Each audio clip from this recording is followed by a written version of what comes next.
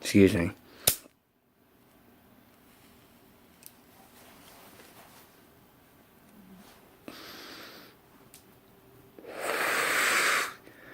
So,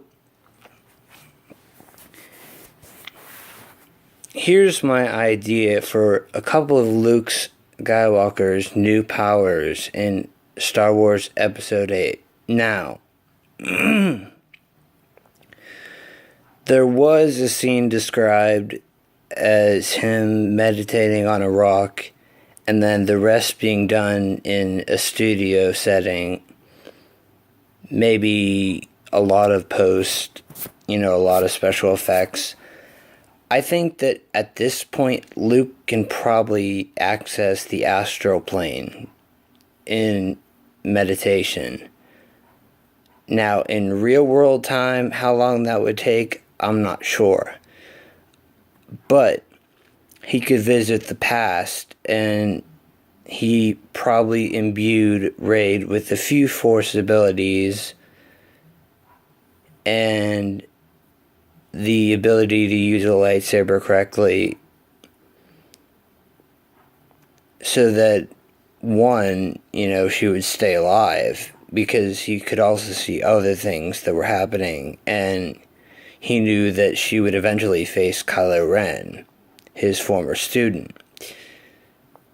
Number two, this happened in the Dark Nest book, where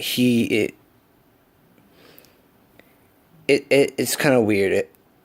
So we typically think of Force lightning with Sith Lords or Dark Jedi or,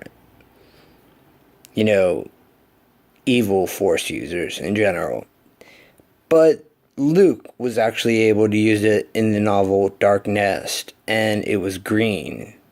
I think emerald green, or just greenish white, because the normal color is either blue or white. And maybe now, as far as an offensive power, that's something that he's tapping into. Because we already know he's going to be more of an Obi-Wan type character, less fighting. But there will be a, Rey and Kylo Ren and Vaughn, I think is named, the new character, versus, Luke Skywalker on Ahch-To. So I'm not sure. Maybe he'll use that. Maybe that'll actually be an ability. I was also thinking of something sort of spiritual, but sort of not. Intangibility. Basically, you can go right through people. It's what the Vision has. And you can go right through people, right through walls. You can, actually, I don't know if it's teleport, really, but you can phase through physical reality and actually appear behind someone or whatnot. And I do think that if he does get into a lightsaber duel in Episode 8, his section is probably going to be crazy, and, even though he's more of an Obi-Wan character, who's more,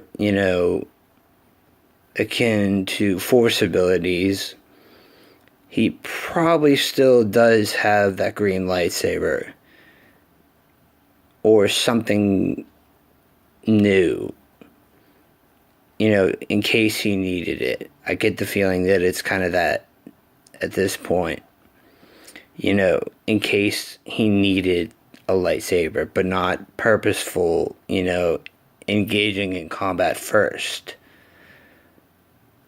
And I think he's gonna, if he does fight,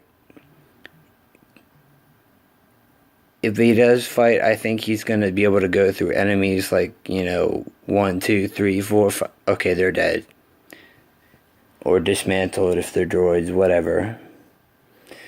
And we also might see new droids that, are specifically meant for attack. Not the STAP battle droids, things like that.